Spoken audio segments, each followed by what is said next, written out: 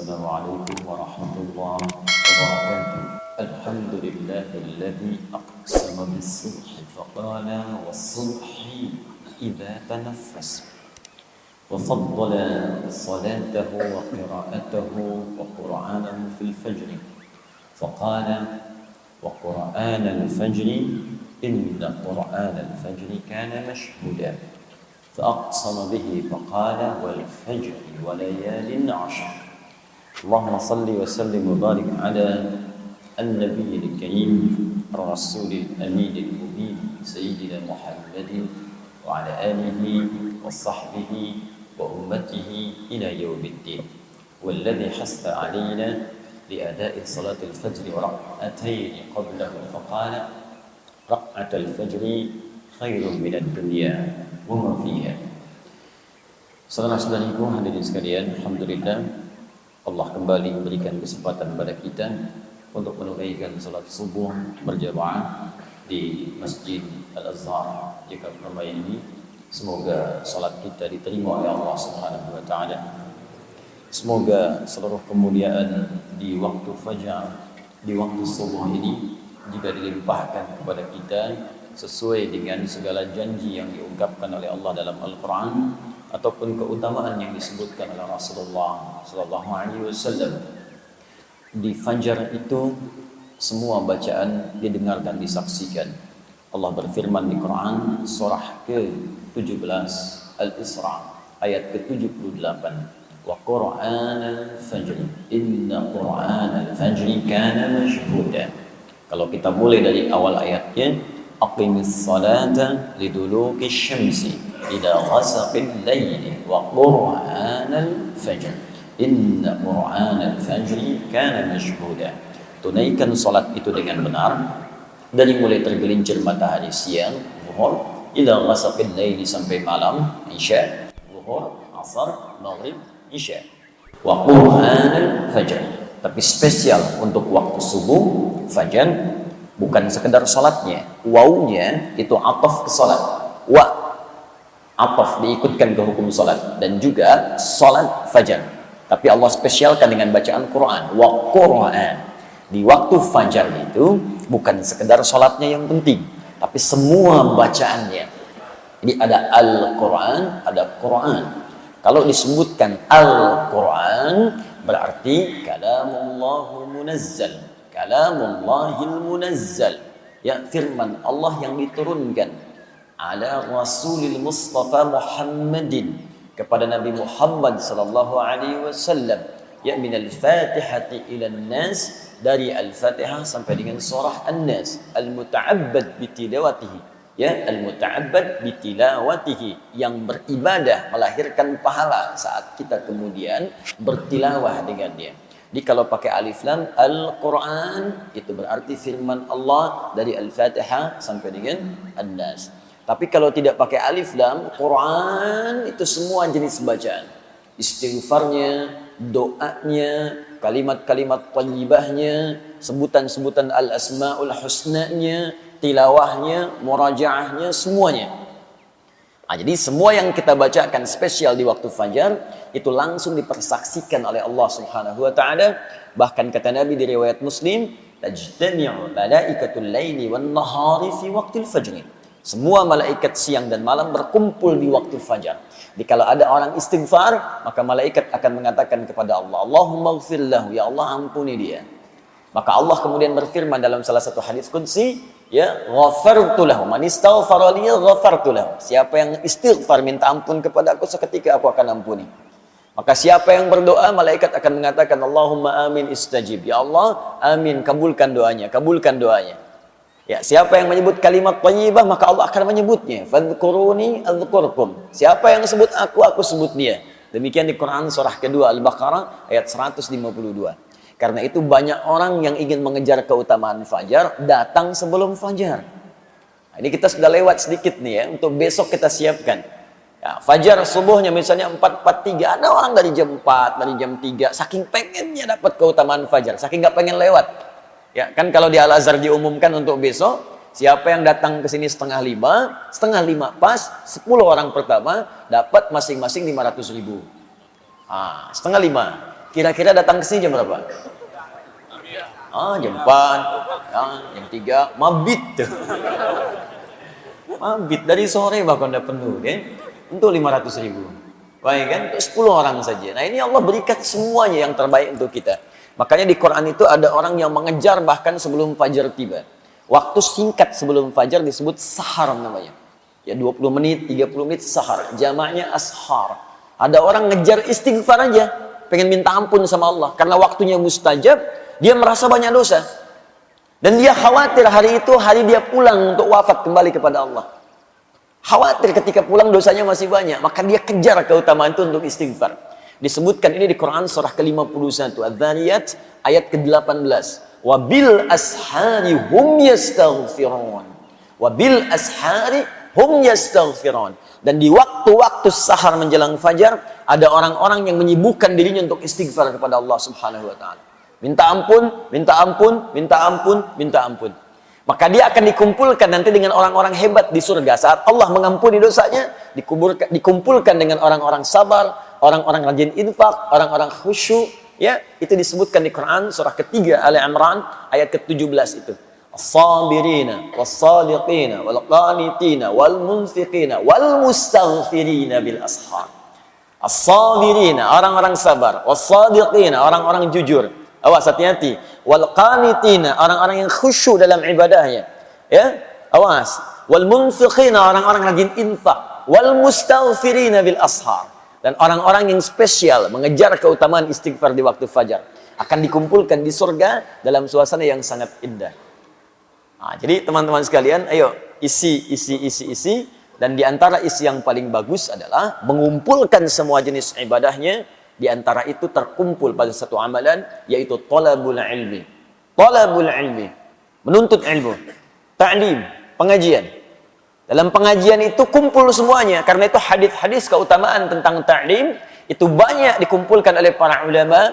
Mulai bahkan dari Al-Imam Al-Bukhari ketika menuliskan kitabnya Sahih Al-Bukhari itu Al-Jami' As-Sahih Al-Musnad Al-Mukhtasar min umuri Rasulullah sallallahu alaihi wasallam wa sunanihi wa ayyamihi, dibuat 97 pembahasan. 97 kitab. Beliau meletakkan kitab tentang pengetahuan, kitabul ilmi setelah kitabul iman. Ya. Satu kitab Bad'ul Wahyi, turunnya wahyu untuk menunjukkan sanad kenabian. Jadi kalau nanti ada yang mengaku-ngaku nabi, ukurannya ini, tolak aja langsung. Ini ada ukuran, kitab Bad'ul Wahyi. Bagaimana seseorang berhak disebut sebagai seorang rasul? Apa ukurannya? Apa sifat wahyunya? Bagaimana kita tahu kalau dia mendapatkan wahyu? Bagaimana ukuran kebenaran suatu wahyu? Sanad dulu. Ini nanti akan diambil oleh para ulama kita ketika akan mengajar, maka sanad ilmunya akan ditampakkan. Ini sanadnya. Dia belajar ini ke sini. Belajar fiqih dari ustaz ini. Belajar qiraat dari syekh ini. Belajar misalnya tafsir dari syekh ini. Belajar hadis syekh ini. Maka umumnya ulama-ulama dulu itu akan menampilkan ijazah keilmuannya, sanad sebelum dia mengajarkan itu. Sehingga orang bisa yakin dengan apa yang akan ia peroleh. Imam Muslim langsung menyantumkan pembahasan sanad dalam jilid pertama dari 9 jilid Sahih Muslim. Jilid pertama halaman 119. Ya, beliau mengatakan babul isnadi minad din. Bab belajar sanad itu dari guru yang jelas supaya paham apa yang kemudian dipelajari dan disampaikan, itu bagian terpenting dalam agama. Sebab kalau kita menyampaikan sesuatu dari sumber yang salah, maka cara beragama pun akan keliru. Ya, kalau diurutkan, babul isnad minad din. Bab belajar untukan pengetahuan dengan sanad, itu bagian penting dari ad-din. Apa itu ad-din? Islam. Tahu dari mana ad-din Islam? Quran surah ketiga ayat 19. Inna ad-dina 'indallahil Islam. Apa di antara turunan Islam? Baca lagi hadis Muslim, nomor hadis yang ke-8.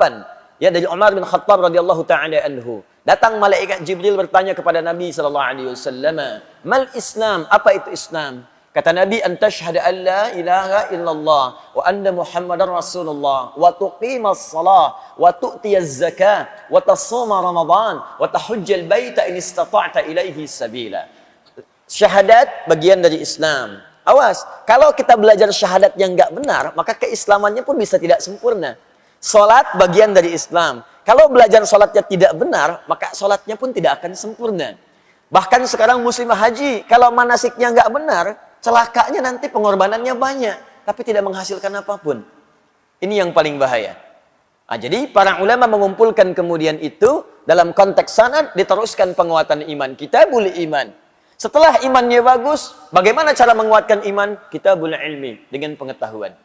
Karena itu iman dengan ilmu disandingkan oleh Allah sebagai kekuatan yang padu. Gak mungkin iman bisa tegak dengan baik kalau tak ada ilmu. Tidak cukup berislam itu dengan iman saja. Imannya kuat, dahsyat. Sebelum subuh udah ditungguin, jam 3 udah bangun. Tapi karena nggak ada ilmu, sholat subuh dijamak dengan tahajud. Itu yang repot. Ilmu itu penting, tapi kalau nggak ada iman, ini yang paling bahaya. Bisa menafsirkan apa yang diinginkan. Ayat-ayat Quran bisa dipotong, kemudian diarahkan pada apa yang selera nafsunya kemudian ingin dapatkan. Itu yang paling bahaya. Karena itu ketika Allah menggabungkan ayat tentang majlis ilmu, iman dan ilmu disatukan. Turunlah Quran surah ke-58 ayat 11. Ya ayyuhalladzina amanu idza qila lakum tafassahu fil majalis fafsahu yafsahillahu lakum. Ketika disebutkan majalis jamak dari majlis. Ya, jika disampaikan padamu luaskan majlis untuk belajar, luaskan, share. Bisa diartikan share. Ada majlis di mana? Al-Azhar apa jadwalnya? Share. Al-Ihsan, As-Salam, share. Baitur Rahim, share. Ada yang kedua, kalau sudah masuk, lapangkan tempatnya. Yang belum dapat, berikan kesempatan. Kalau sudah penuh, duduk di tempat dia dapatkan. Tapi lihat ujung ayatnya. Ya rafa'illahu alladhina amanu minkum walladhina utul ilma darajat. Iman, ilmu. Allah akan angkat derajat orang yang punya iman. Jadi kalau ingin diangkat derajatnya oleh Allah, ada dua pilihan. Satu, meningkatkan iman. Bagaimana caranya? Kerjakan amal soleh. Karena itu kalimat iman dengan amal soleh disandingkan dalam Al-Quran. Quran surah ke-103. Wal asr. Innal insana lafi khusr. Illa alladhina amanu wa amilu salihat. Iman, amal soleh. Jadi kalau Anda ingin diangkat derajatnya oleh Allah, maka tiap hari coba kuatkan iman kita dengan mengerjakan amal soleh. Bagaimana caranya Ustaz? Lihat rinciannya di Al-Quran. Setiap menemukan kalimat iman, setelahnya pasti amal soleh. Pasti itu. Kalimat iman pertama Al-Baqarah ayat ketiga. Alladzina yu'minuna bil ghaib wa yuqimunas shalah. Setelah iman ada salat. Jadi kalau iman kita ingin dikuatkan oleh Allah, maka salatnya jaga. Karena itu kalimat penanda iman itu ketika kita mendengar suara azan saja panggilan salat, belum salatnya. Ya, awas cek ya. Ketika kita mendengar suara azan saja, belum salatnya, itu iman kita akan terpancar di jiwa. Di kata Al-Quran ya, kalau bahasa kitanya, kalau ingin mengecek iman kita masih ada atau tidak, ketika mendengar suara adzan dikumandangkan, kalimat Allahu Akbar, kalau dikumandangkan, ada getaran nggak di hati? Kalau masih ada, itu tandanya iman kita masih terbersit dalam jiwa. Masih ada. Tinggal iman itu kemudian diwujudkan dalam bentuk amalan. Itu dalilnya Quran surah ke-8 ayat kedua. Innamal mu'minuna alladzina idza dzukirallahu wajilat qulubuhum. Wa idza tuliyat 'alaihim ayatuhu zadatuhum imana wa 'ala rabbihim yatawakkalun. Tuh lihat kalimatnya. Innamal mu'minun, orang beriman itu ciri utamanya pakai adatul hasri, innama. Pembatas. Yang punya iman itu dibatasi dengan ini nih. Jadi kalau tidak ada sifat ini dalam diri kita, patut dipertanyakan imannya masih ada enggak? Hati-hati, awas hati-hati. Jadi kalau sifat ini tidak ada, ini yang paling rendah. Yang paling minim. Jadi kalau yang ini pun tidak ditemukan, patut ditanya. Kalau tidak maksiat yang paling dalam sehingga menutup cahaya imannya, atau yang kedua, dia sudah mulai jauh dan sangat jauh dari Allah Subhanahu wa taala. Apa ciri pertamanya? Idza dzukirallahu wajilat qulubuhum. Jika disebutkan nama Allah, ada getaran dalam jiwanya. Dan 5 kali diuji oleh Allah supaya dari subuh sampai dengan isya kita bisa ngecek imannya masih ada enggak? Baru bangun tidur dipanggil untuk menemukan iman kita masih ada enggak? Allahu Akbar, Allahu Akbar. Nyampe ke kita, di hati kita ada getaran. Sudah azan. Cepat siap-siap. Nah, kalau masih ada suara itu, iman itu masih ada. Nah, jaga itu, cepat respon. Cara menjaganya, cepat tunaikan sholatnya. Jangan banyak dikomentari lagi. Pak, sudah azan. Iya, mah, tapi belum komat. Nah, nanti imannya tidak naik tuh. Kalau kita mau naikkan, cepat respon itu. Kejar. Karena itu, tingkat terendah ini, kalau sudah tidak ada, apalagi meninggalkan itu yang bermasalah. Di hadis Abu Daud, nomor hadis 857, Itu bahkan disebutkan sifat setan yang paling pertama, itu kalau dengar suara adzan, dia lari terbirit-birit. Idza udzina fafarra syaitanu wa alaihi dhuratun. Kalau adzan dikumandangkan maka setan akan lari. Lari sambil terbirit-birit. Kalau bahasa letterlocknya, lari sambil terkentut-kentut. Ya, dhurat itu kentut. Maksudnya apa? Saking bencinya dengan suara adzan, kalau adzan ada baunya pun dia nggak mau cium. Syaitan lari. Nah, jadi kalau ada yang nggak senang dengan suara adzan, nah itu patut ditanya. Saya nggak teruskan ya. Nah, nanti kalau diteruskan jadi tersangka saya di sini. Paham ya? Nah, jadi coba cek lagi. Kuatkan amal saleh. Ya, tambah infak. Wa mimma razaqnahum yunfiqun. Al-Qur'an, walladzina yu'minuna bima unzila ilaik. Apa yang diturunkan padamu Muhammad sallallahu alaihi wasallam. Al-Qur'an. Nah, jadi kalau Bapak Ibu ingin meningkatkan iman, tiap hari bikin kurikulum amal soleh. Ya, buat kurikulumnya. Kan ini sederhana sebetulnya. Ayo sholat, keluarkan semua jenis sholat. Fardunya, sunnahnya. Keluarkan, bikin sebuah gambaran kurikulum. Deretkan tabelnya. Ini loh sunnah yang malam hari. Ini sunnah yang pagi hari, sunnah yang siang hari. Teruskan, tambahkan sholatnya dari A sampai Z-nya. Nanti kalau tidak percaya, setelah Anda istiqomah dengan itu, akan terjadi perubahan pada diri kita. Akan terasa hubungan kedekatan dengan Allah. Enak gitu. Terus ketenangan pada jiwanya itu teresap. Makanya di ujung ayat itu langsung ditutup dengan kalimat wa 'ala rabbihim yatawakkalun. Orang-orang ini akan semakin dekat hubungannya dengan Allah. Tawakalnya tinggi sekali. Kalau sudah tawakal, dunia nggak akan ngaruh. Nggak akan ngaruh. Kemudian persoalan yang besar akan mengecil. Karena sifat kepercayaannya pada Allah itu tinggi. Ada masalah besar. Ini kan Allah sudah tetapkan. Nggak mungkin saya diuji kalau saya nggak sanggup. La yukallifullahu nafsan illa wus'aha. Beres. Masalah kecil nggak akan terasa. Inna ma'al usri yusra. Yang sulit aja ada solusinya, apalagi yang kecil pasti hilang. Jadi sebetulnya saat Allah minta kita ibadah, itu ingin memudahkan hidup kita. Membuat kita lebih tenang. Makanya saat kita diminta zikir, zikrullah kepada Allah, zikir, itu puncaknya, gambaran paling pentingnya, kata Allah supaya hatimu tenang. Quran surah 13 ayat ke-28. Ala bi dzikrillahi tatmainnul. Yakinkan pada jiwamu, kata Allah. Ala itu harful ikhbar wa taukid. Huruf untuk menyampaikan informasi dan meyakinkan. Ya, kata Allah, yakinkan pada jiwamu. Zikir itu manfaatnya kalau benar, hatimu tenang. Dan ketenangan itu sesuatu hal yang penting. Kaya tapi gelisah, atau miskin tapi tenang. Pilih mana? Nggak ada pilihan ketiga, nggak usah maksa. Penting kan tenang itu? Tenang itu solusi. Tenang itu kedamaian. Tenang itu ketentraman. Kata Allah, saya minta kamu zikir supaya tenang. Dan ternyata zikir itu ketika digali lagi di Al-Quran, ya amal soleh itu.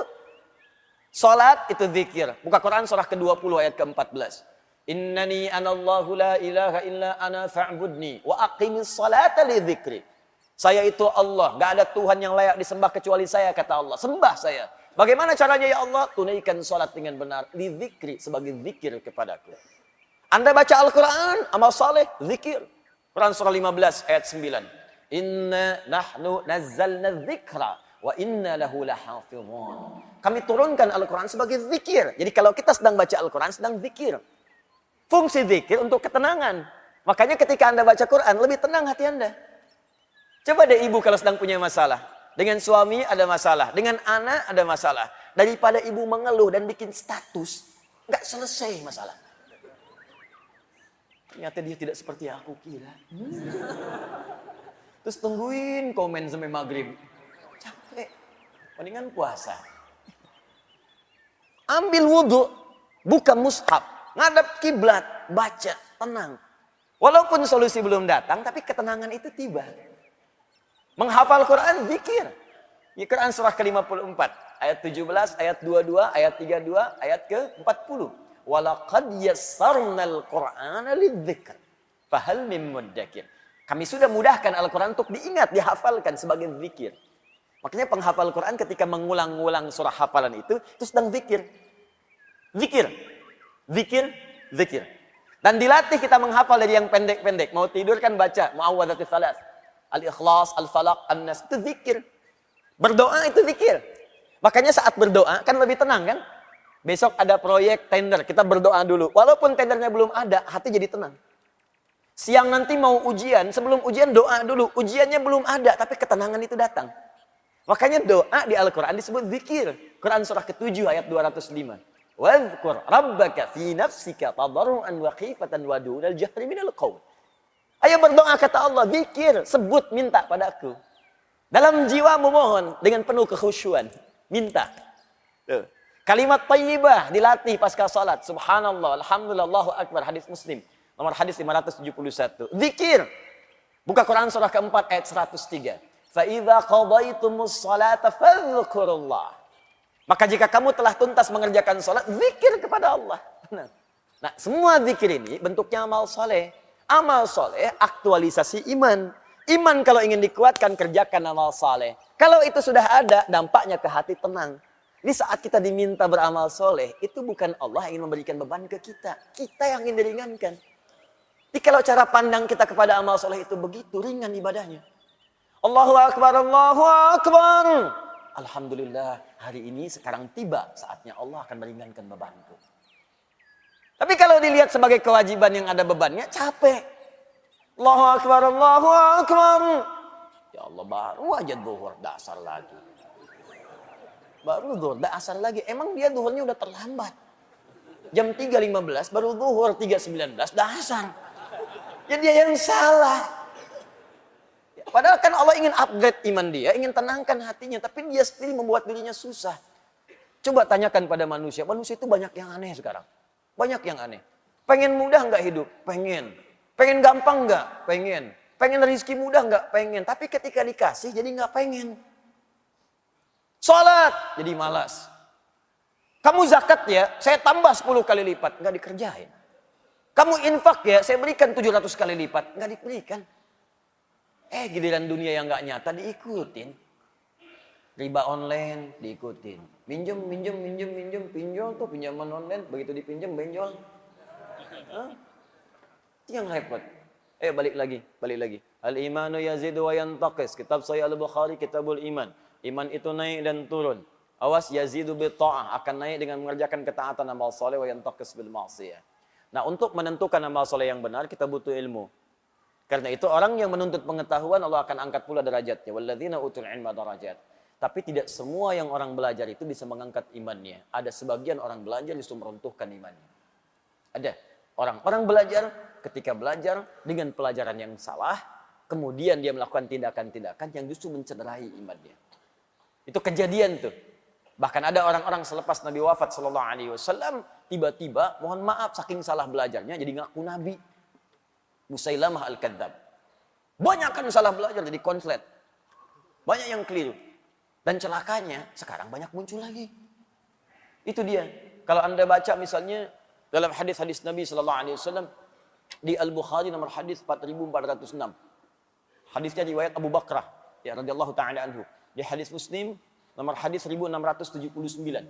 Ya. Anin Nabi sallallahu alaihi wasallam qala Rasulullah sallallahu alaihi wasallam inna az-zamana qad istadara ka hayatihi yauma khalaqallahu as-samawati wal arda minha arba'atun hurum thalathun mutawaliyatun dzul qa'dah wa dzul hijjah wal muharram wa rajabun mudhar ma baina jumada wa sya'ban. Inna zamana qad istadara ka hayati. Sungguh waktu itu akan Allah putarkan terus seperti itu.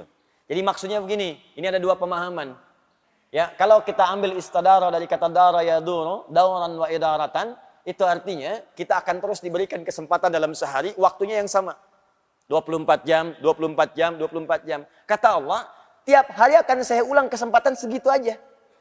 Terus berputar. Cuman bedanya amal soleh Anda. Aktivitas kita. Apakah waktu yang saya berikan diisi amal soleh atau amal salah? Coba apa bedanya sekarang dengan kemarin dari segi waktu? Tidak ada. Dia mengulang begitu aja. Makanya coba lihat jam. Gak ada yang berubah.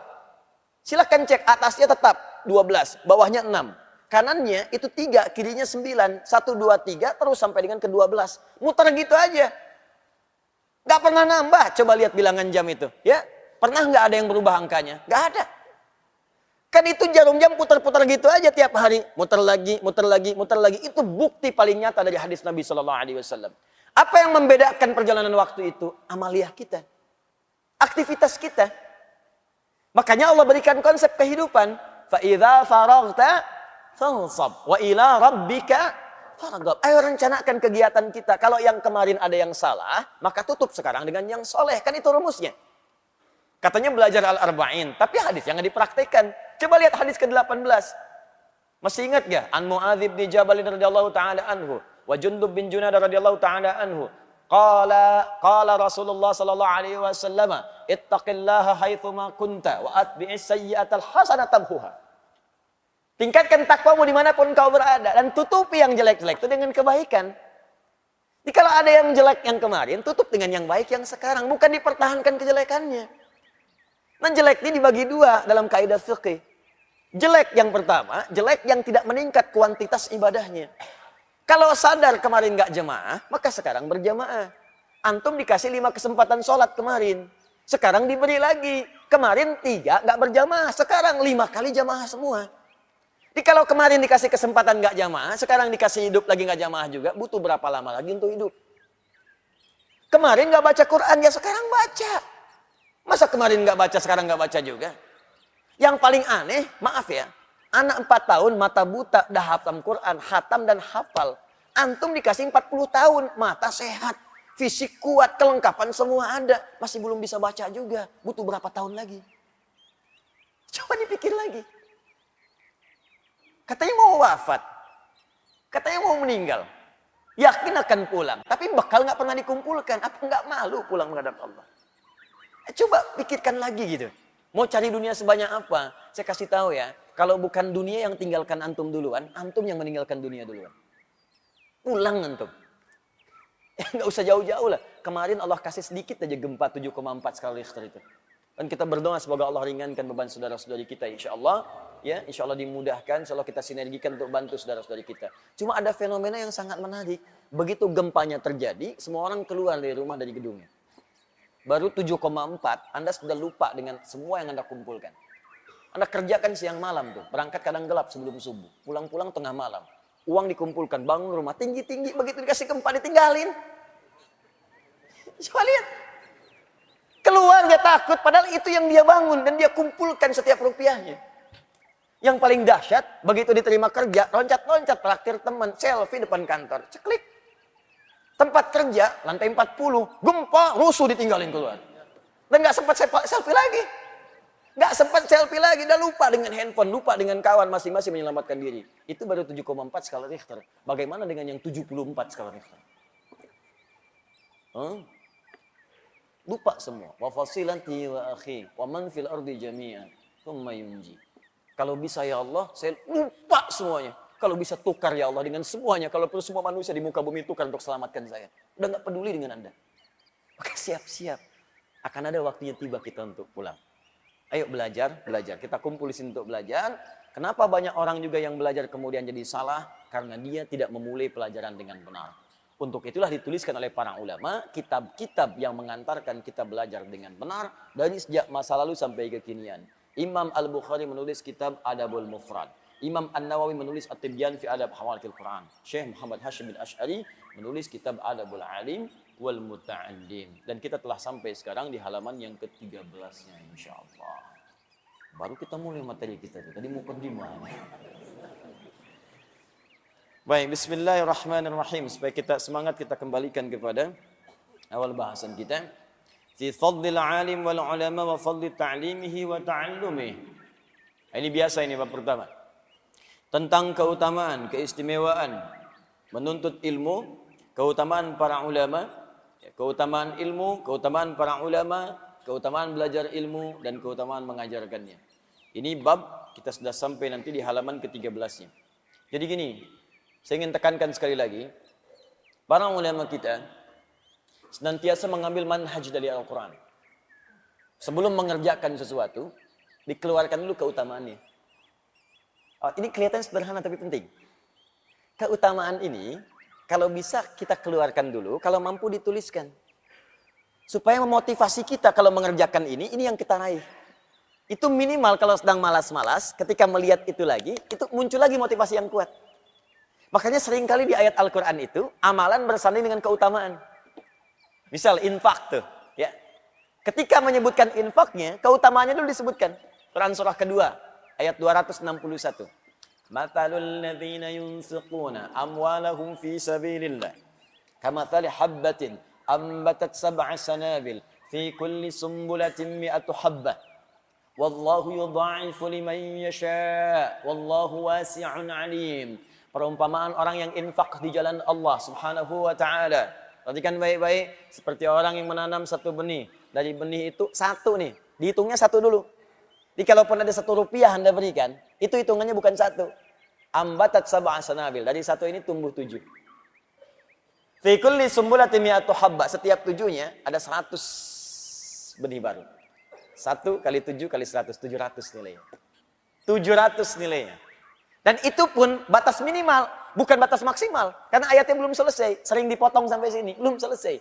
Wallahu yudha'ifu liman yasha. Dan Allah akan melipat gandakan tanpa batasan bagi siapa yang dikehendakinya. Kata sebagian pakar tafsir, maksud yang ayat terakhir ini adalah orang yang tak pernah berhitung, maka Allah akan berikan tanpa hitungan. Tapi kalau dia ngitung, ya sesuai hitungan itu diberikan. Infak misalnya, 1 juta masukin. Sampai kotak infak tuh gak geser-geser. Tuh, 2, 3 juta. Tapi dihitung sama dia. Alhamdulillah, kali 700, punya catatan sendiri. 7 juta. Walaupun gak dia upload, punya catatan, Allah kasih. Begitu dioper 1 lagi, Masya Allah, ingin seperti yang 1 juta itu. Tapi gak ada. Cuman dia gak pernah berhitung. Tapi keikhlasannya sangat dalam. Yang dia punya cuma 500 rupiah. Itu pun logam. Dia masukkan dengan hati-hati supaya bunyinya pun gak kedengaran orang lain. Sampai masuk tuh lembut sekali, kayak landingnya itu soft gitu. Bagus. Dan dia gak pernah berhitung, gak pengen orang tahu. Itu lipat gandanya, yudha'ifu liman yasha, dilipat gandakan oleh Allah tanpa batasan. Bisa jadi dia masukkan 500, lipat gandanya bisa 1 juta, 1 miliar, 1 triliun dan sebagainya. Allah Ta'ala adam. Nah, kenapa dimasukkan itu? Banyak nanti keutamaan istighfar. Rajin istighfar bisa dapat surga seluas langit dan bumi. Quran surah ketiga 133. Wasari'u ila maghfiratin min rabbikum wa jannatin arduhas samawati wal ardh u'iddat lil muttaqin. Disusul lagi dengan amalan lain. Ayo bergegas kamu istighfar dan berharap dengan amalan-amalan itu bisa mendapatkan surga seluas langit dan bumi. Disediakan bagi orang takwa. Apa ciri amalan orang ahli istighfar? Kalau rajin istighfar kata Allah, maka akan muncul amalan-amalan lain. Ayat 134-nya. Alladzina yunfiquna fis sarai wad dharra, rajin infak. Wal kadhiminal ghaidha, orang rajin istighfar itu sanggup menahan amarah. Jadi kalau Anda ingin jadi orang sabar, latihan istighfar. Astagfirullah. Orang mencela, istighfar dulu. Astagfirullah. Nah, ketika Anda rajin istighfar, itu kita akan diberi oleh Allah kemampuan menahan amarah. Ya. Dasar kamu begini. Astagfirullah. Apa? Astagfirullah. Kamu ngeledek saya ya? Astagfirullah. Dah, sampai dia capek sendiri. Sudah mas, kalau sudah saya pamit dulu. Pergi aja sana. Astagfirullah. Wala'afina anin nas. Dan dia bisa pandai memaafkan orang. Jadi yang indah tuh gini. Hati dia ditutup oleh Allah dari persoalan. Sudah selesai. Jadi dia tuh gak mikirin masalah lagi. Tapi orang yang tidak pernah minta maaf kepadanya jadi gelisah terus. Terus gak pernah selesai. Dan ketika Anda bisa melakukan itu kata Allah, hati orang lapang. Yang sering ingat dengan Allah, dia lapang menerima persoalan, maka tempat pulangnya akan dilapangkan oleh Allah. Lebih daripada seluas lapangan. Seluas langit dan bumi. Anda punya rumah sekomplek Jaka Permai. Kerasa luas. Nanti saat ke surga, seluas langit dan bumi. Silahkan maraton. Boleh. Koprol. Saya pengen tahu di mana ujungnya. Enak gitu. Nah pertanyaannya kenapa sering disandingkan tuh antara amalan dengan keutamaan? Supaya kita itu punya motivasi. Pengen dapat ini, tahajud ada 4 kemuliaan. Jadi kalau kita tuliskan, karir akan diangkat, pekerjaan akan dibimbing, masalah diberi solusi. Kalau diganggu langsung Allah tolong. Quran surah ke-17 ayat ke-79 sampai 81. Nah, Anda tuliskan itu, keluarkan.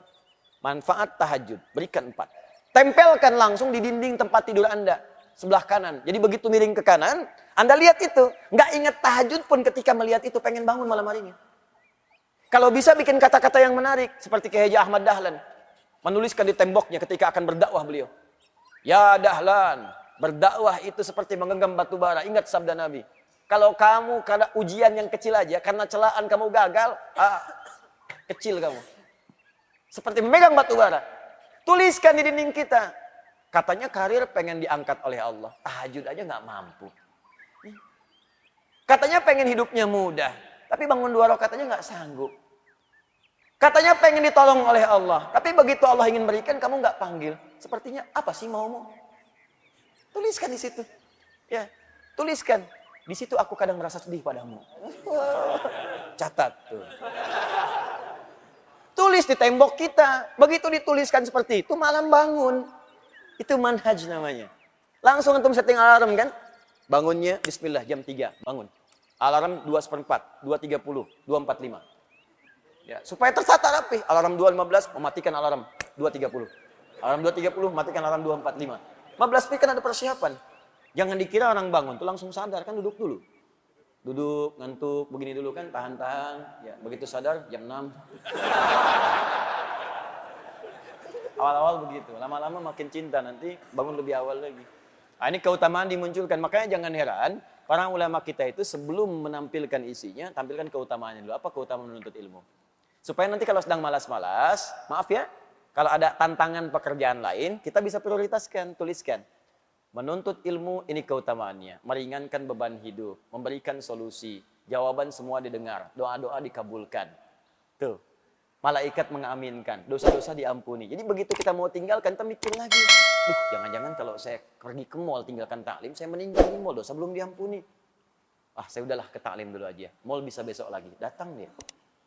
Jelas ya?